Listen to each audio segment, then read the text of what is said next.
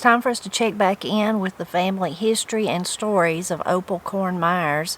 If you missed any of the previous readings, just look in the description below for a playlist. And in that description, you can also find the link to where you can go buy this wonderful, wonderful book, Poison. During the summer, we went barefooted all the time. This made one of our games especially fun.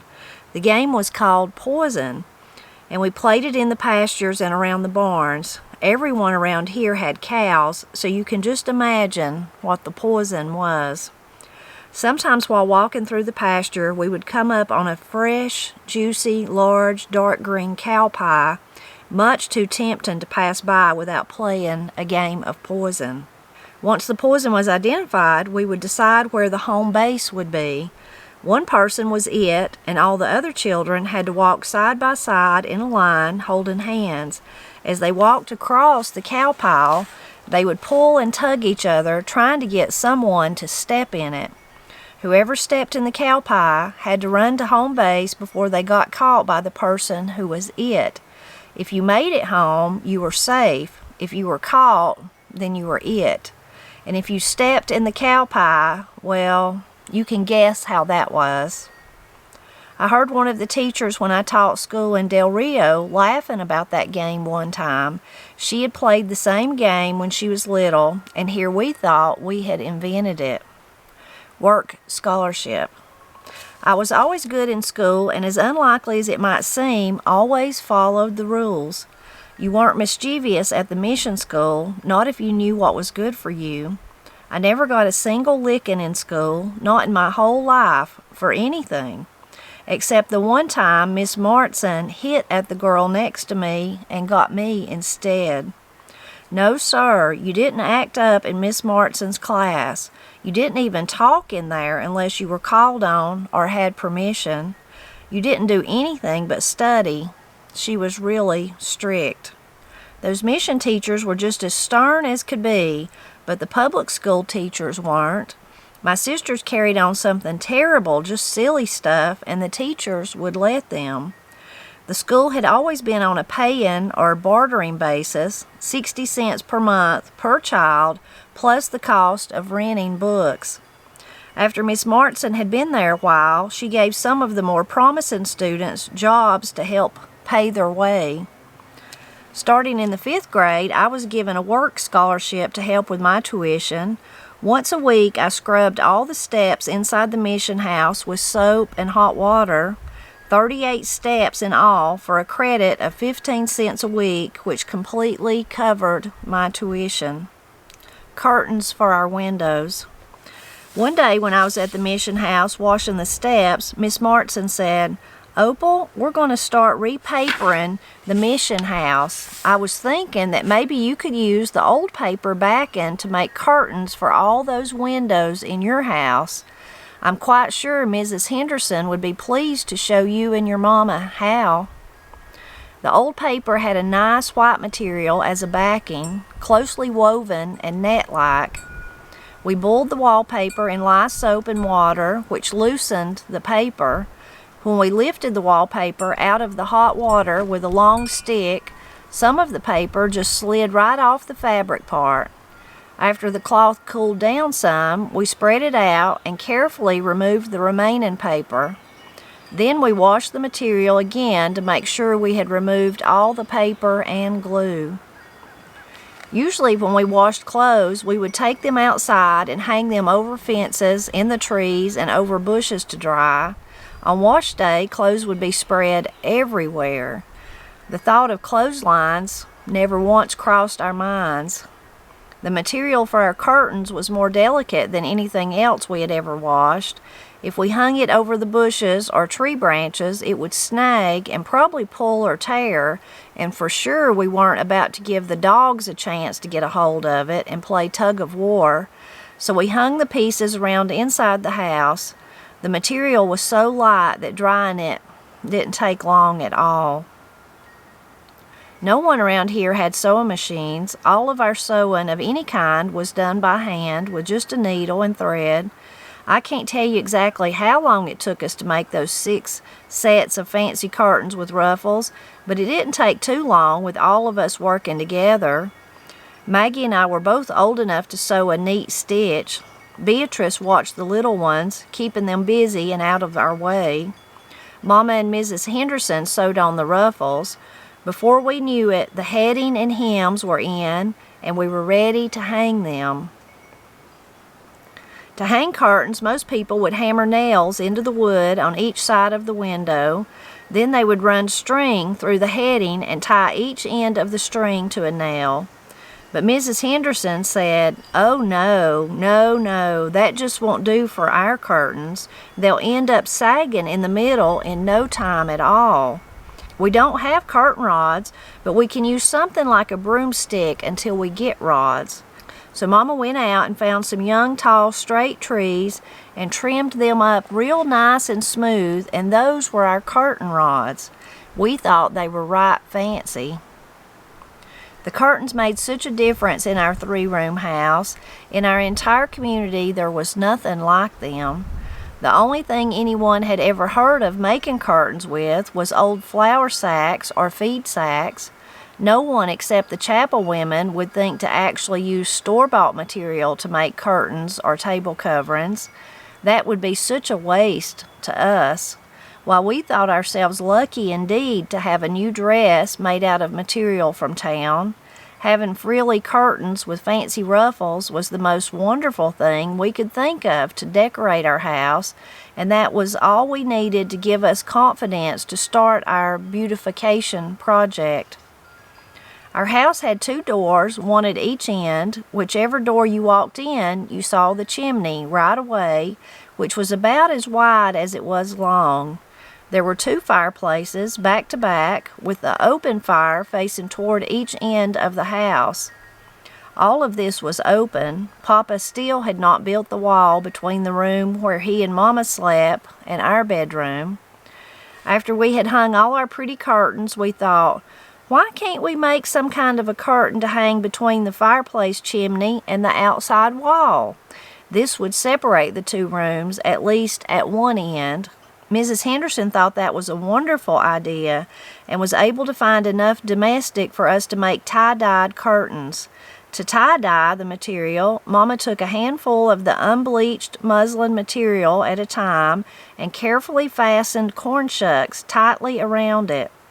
When all the little bunches were securely tied, we took the material outside and thoroughly soaked it in a big tub of green dye and then hung it over the bushes to dry.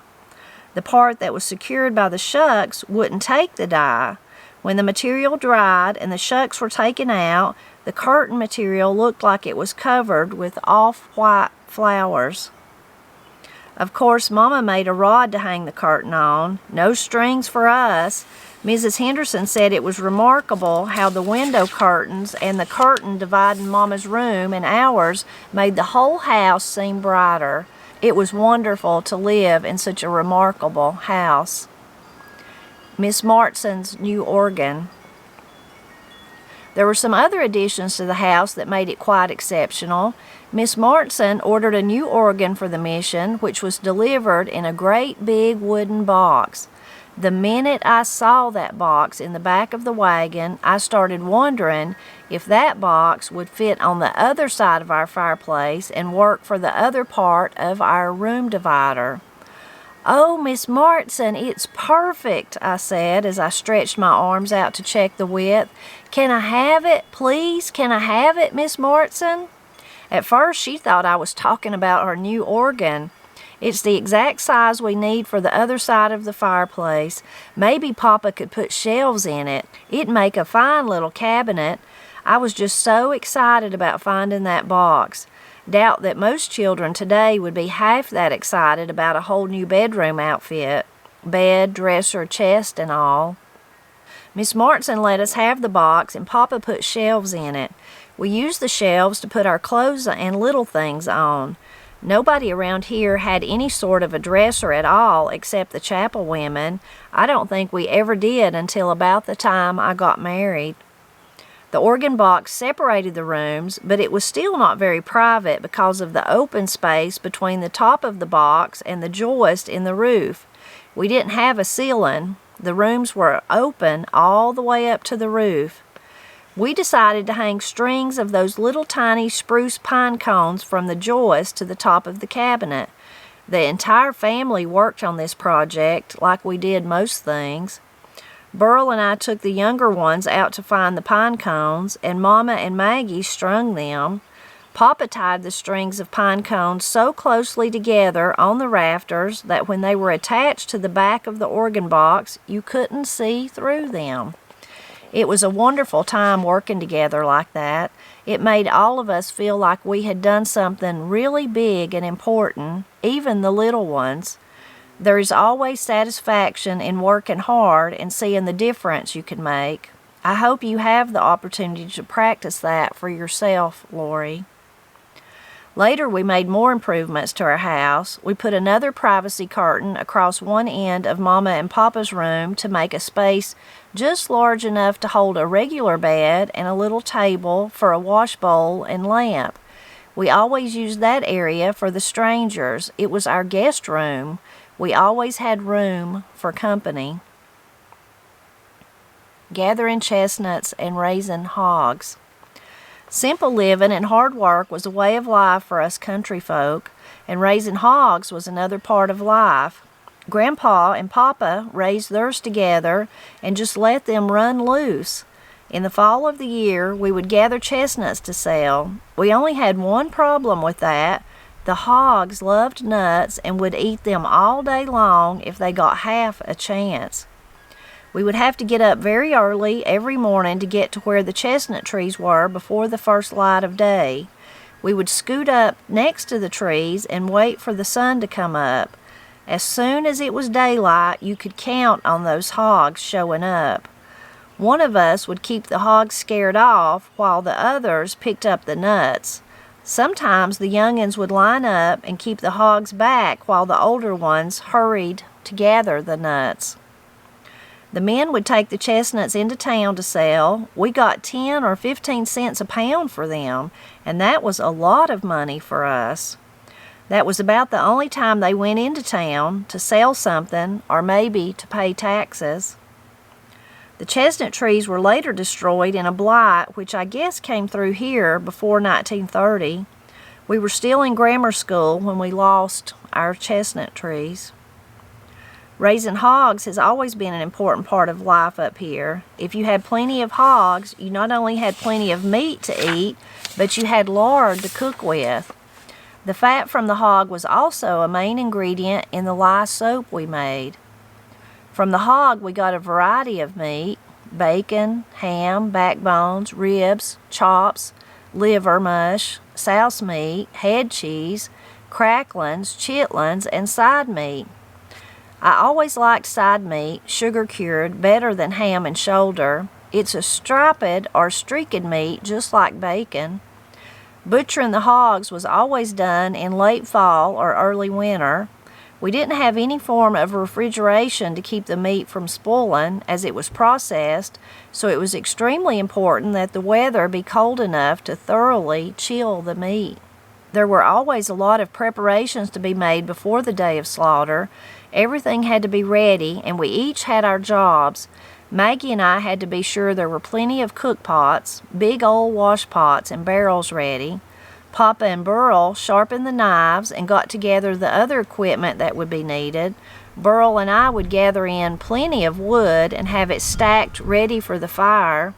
We usually did all of this a day or two before the slaughtering. Maggie and I would help Mama mix up the seasonings for sugar curing the meat. We used a ratio of 1 cup white sugar, a little less than 1 cup of brown sugar, 1 cup of salt, and just enough pepper to spice up the flavor. The sugars and pepper were for taste, the salt for curing. Mama liked for everything to be ready. It had to be just so. She always wanted to have a few things cooked up to feed to the neighbors and family who came to help. Of course, they usually brought some food too. First thing the morning after preparing everything, right at daylight, Papa started building a hot fire outside and putting those big pots full of water on to boil. When the water was good and hot, Papa hit the hogs in the head with a hammer, knocking them down, and Grandpa slit their throats with a butcher knife. There's been a time or two when I saw hogs get up and run around after their throats were slit. They'd squirt blood all over the place, but they don't squeal much after you've cut their throats. After I got older, they started shooting them. I didn't like that at all. The hogs would squeal something awful, and sometimes it would take a while for them to die. I just couldn't stand to hear them squeal, so I would usually go into the house, cover my ears, and wait until that part was over. That terrified squealing was more than I could handle. After killing the hogs, Papa tied their hind legs together, and by running a strong pole between their legs, he and another strong man would pick up the hogs one at a time and dip them down into the boiling water. After the hogs were dipped, the hair was scraped off with a knife. They don't dip hogs like that much anymore. Now they just put the hog out on a board and pour the boiling water over it and then scrape the hair off. If the water is hot enough and the weather is right, it's not hard to get it off. The last time we did a pig, the weather was rainy, and we had such a terrible time trying to get the hair off of that hog. Some years back, someone was helping me slaughter a hog in the rain. When they couldn't get the hair off, they just burned it off. It didn't hurt the meat any, scorched it and turned it a little dark, but didn't hurt the taste at all. I had never seen anyone do that before, and it seemed a funny thing to do at the time. Next, Papa would cut the hog up into pieces. He put the head, feet, and some other parts into big pans, and Burl and I would take them into the house so the women folk could start fixing the liver mush and souse meat. They would cut the meat into smaller pieces, hide and all, if there was no hair on it. If the men hadn't gotten all the hair off the head, before the women would cook it, they would skin the hide off or cut out the part that had hair on it. The head meat has a finer grain and is better tasting than any other part of the hog. It still has a pork flavor, but it doesn't taste quite like any other cut of hog meat. Both the head and the feet have their own distinctive taste. The hide, or pieces of hide, where they couldn't remove the hair, would be cut into smaller pieces and fried in oil. A lot of people like to eat those brown skins. Even a lot of the kids now eat pork rinds. Cracklings are the crisp residue left after frying the pork skin. We put that in our cornbread to make crackling bread. The pieces that were to be preserved were carted to the smokehouse and prepared for curing. Some were sugar cured and some salt cured. To salt cure, you'd put the meat in an open container and thoroughly cover it with salt. After about 10 days, you'd turn it over and put more salt on it. It was very important that the salt covered the entire piece until it was cured out real good so that the meat wouldn't spoil. We always hung our meat in bags from the rafters in the smokehouse.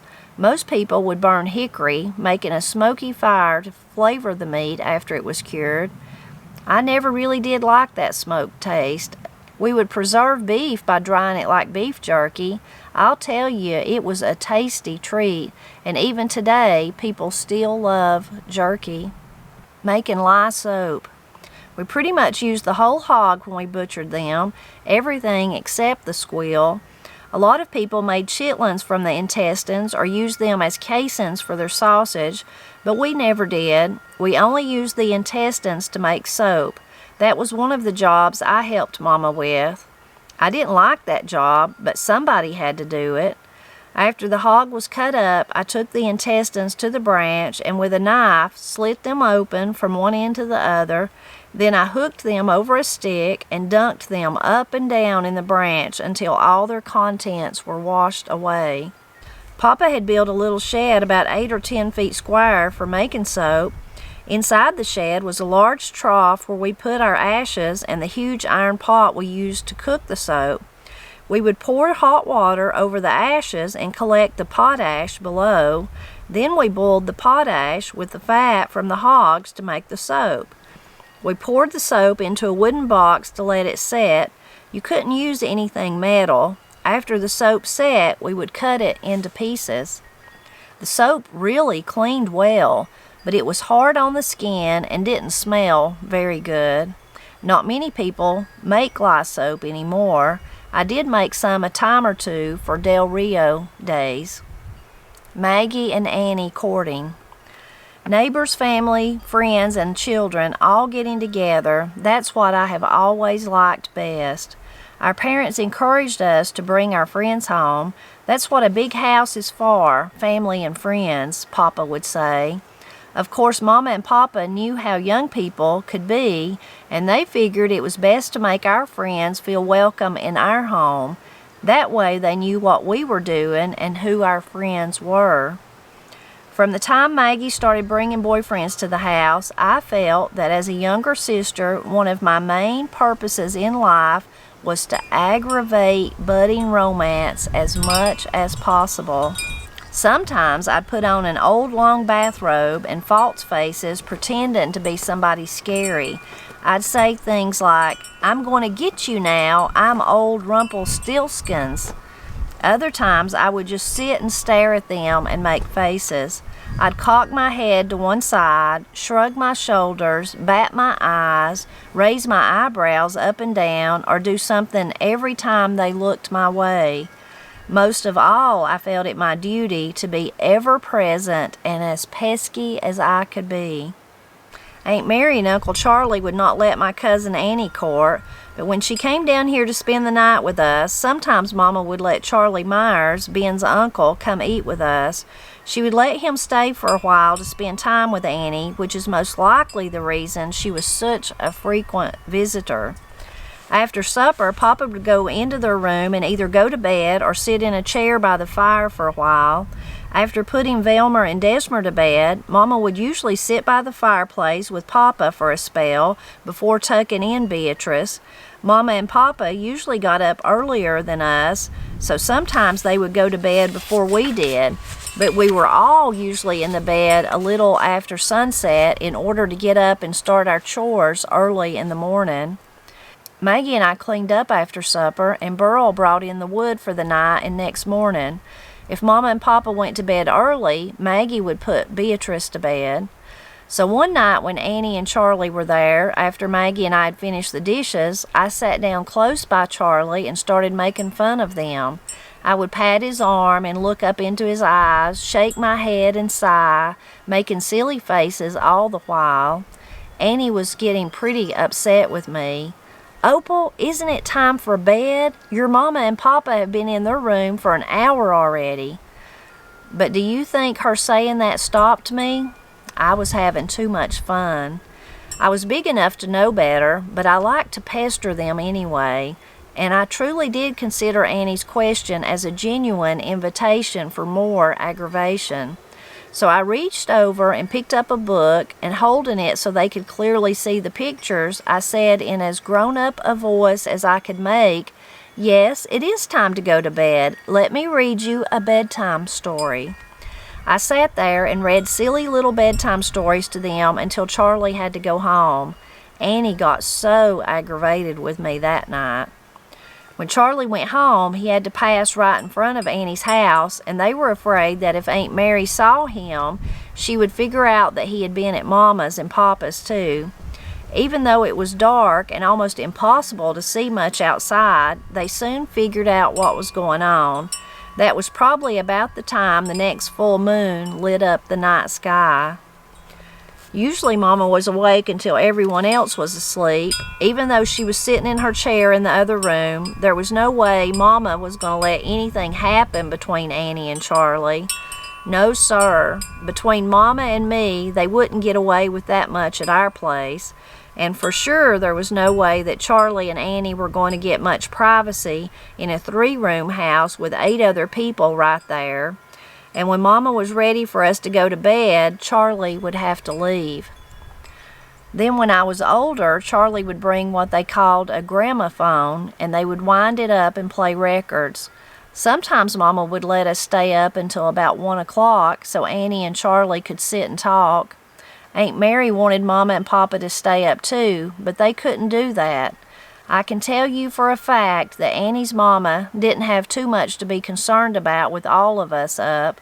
I guess it really was true love. Annie and Charlie finally got married. That made my cousin Ben's aunt. We'll stop right there. Opal is a rounder, isn't she? Being so mischievous and aggravating. We would say that about each other or whoever. You're aggravating me to death, or he's the most aggravating kid I've ever seen. And some people do just like to pester and aggravate. Wilsons were known for that, aggravating you. So I had a lot of that when I was a little girl. The very beginning of this starts with another game. Last week we talked about games and playing house and things like that, but have you ever heard of the game Poison? Now, I have heard of I've never heard of it, but I have heard a lot of kids that grew up near cattle and near, had cows and was around the cow piles a lot, play different things about them, and even just that they just liked to step in them, that they felt good. They were warm and gooey and just like stepping in a mud hole or something. They just enjoyed stepping in them with their bare feet. So I have heard that, but you'll have to tell if you heard of that game being called Poison before. Interesting. I really loved how Opal worked for her tuition. It is interesting how she said her younger sisters when they went to public school. So I wonder if that was at that same time, or maybe that was when Opal got older and then there was a school available. I don't know. Or, it makes you wonder, did only Opal and Burl and Maggie go to the mission and then the others didn't? So maybe she'll tell more about that later on. But I really love that she was able to work out her own money there. That's wonderful. I think that's a great opportunity for any kids there, but I think that really teaches responsibility. So I really love that part. Interesting again about the public school she was talking about, that she says that the teachers just let them do whatever. And now some of think about the Jessie Stewart book we wrote, some of those teachers did not let them do whatever because they were really strict, so it may be even too strict in certain situations. So I wonder if that was just an anomaly at the school they went to there. And then I loved, of course, the part about Miss Martson and Mrs. Henderson helping them with the curtains, and I love the feeling of that. Granny done stuff like that when I was growing up, and the wonder of being able to take something like that wallpaper and then make something else out of it. So they got the paper off, and then it left the little woven cloth, and they got to have the curtains. And you can tell how excited Opal is about that. Just even as she's remembering and writing this or speaking this to Lori, you can just hear the excitement in her voice. I love the part where she talks about the clothesline and how they just never thought about it. It just never even occurred to them to try to make a clothesline. I've had lots of things like that in my life where I do something, and a good way for me to learn sometimes is in my videos, and then somebody will say, well, why don't you? And I'm like, yeah, why don't I do that? How have I never thought of that? So often we just do things because that's how we learned, and we never think about a different way to do them. So I like that. And then when she was talking about actually hanging the curtains, and she said most people just did a nail and a string. I've seen curtains like that in my granny's house. I've even seen them in Granny's house where she just put maybe over the closet or over a little area she wanted to put behind a curtain, and just put a nail and a string, and then put the string is actually like your curtain rod. So I loved that part because I've actually seen that in many, many old houses. So I love that part. And they were just making do with what they had. The tie-dye process was really interesting. It's just interesting, but for me mostly, I guess in my mind I'm thinking like tie-dye didn't come along till the 70s, but obviously they knew how to make prints even then, and boy, I bet that was really pretty. And all through that part, you can just continue to hear Opal's excitement, and when she sees that big box that the organ's in, she knows that's just one more thing that's going to make their house nice. So I love just her, like she said, most kids wouldn't even think about things like that, and I really, really love that part that she's seen it. And then how wonderful, this is probably my favorite part of the part we read today, is how they all work together. The daddy that had not built the partitions like he was supposed to, and everyone worked together to, they worked on the curtains, but then they all worked on making the little strings of pine cones, of little pine cones, to use as kind of a screen above the box, the wooden box, and the ceiling, to get that part so that you couldn't see through it. I just love that. That's just, she's right. There's something so rewarding when you work together as a family. Now, you can experience this. I have it at jobs too, in a public job, when you're all working on a big project and it comes to fruition and you get it done and completed. That's a good feeling too. But there's just something especially rewarding and nice about doing it as a family, whether it's putting in a garden, harvesting the corn, putting up stuff, or something as simple as making those little pine cone streamers or strings so that you could block off the room there. I just love that. It was the best.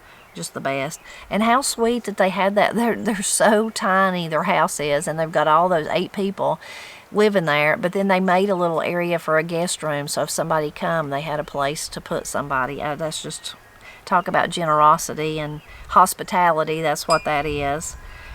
I loved everything she talked about the pork. Now, of course, I didn't like the part about how they killed the hogs. That's just a necessary part if you got to eat.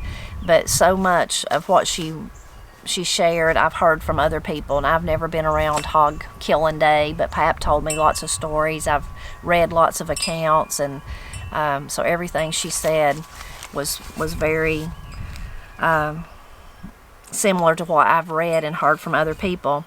I loved in that part, probably my favorite thing, other than thinking about all that good food, was though when she said about making the soap, how they just used intestines, and she said, "No, I didn't want to do that, basically a dirty job, but somebody had to do it." I love that, but somebody had to do it.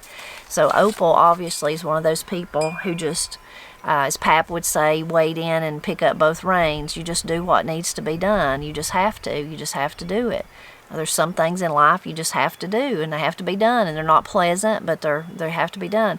And that part wasn't pleasant, but then the result after that was getting soap to wash their clothes and wash their bodies, as Pap would say too. So that was neat to hear her talk about that. The Del Rio days, I was going to read that. There's a little footnote about it. Let me read it to you. Says Del Rio Days was a small local festival that includes vendors selling or promoting homemade crafts and other items, demonstrations of molasses making, and entertainment such as clog dancing and other music. I wonder if they still have Del Rio Days. Maybe some of you know that. But that's where Opal said in recent years she had demonstrated how to make that soap. And then there's just the pestering. She was around her, wasn't she? Opal was. I love the part of this one word that she used when she's talking about pestering her sister.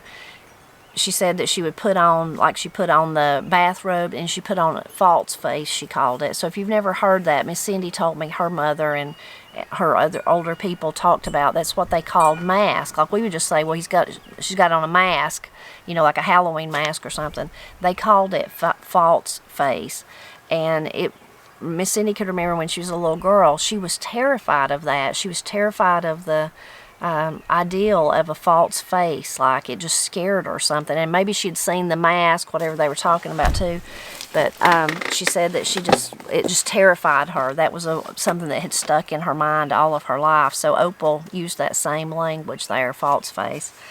And then she was just you just got to laugh at her, but you can just know that was total aggravation for them, and makes you wonder what they thought about her, especially what Charlie and the other one, I can't remember his name, what they thought. If they thought, my goodness, is your little sister going to be there? Because if she is, I might not want to come. And really sweet, though, to think about Opal and teasing her sister like that. And Opal was really a spitfire, wasn't she? And then it is surprising in this part, she tells us, even though she is, and she's, done all these things like eat her mama's apples and all that, she never got in trouble at school. She didn't break the rules. So I love that about her too. I hope you enjoyed this part.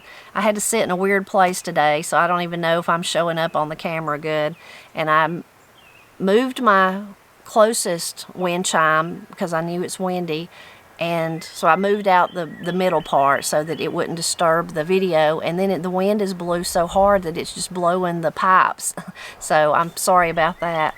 But it's still dogwood winter here today when I'm filming this, and it's cold. I tried to sit on the porch. I was too cold. I tried to go in the greenhouse, and I was too hot. So I said, well, I'm going to sit in between so I can have the heat on my back and the wind and the cool weather on my front. So that's why I'm sitting in a strange place. But I hope you enjoyed this. Please leave a comment and share with me what jumped out at you. And as always, I hope you'll drop back by next Friday so we can see what Opal talks about next.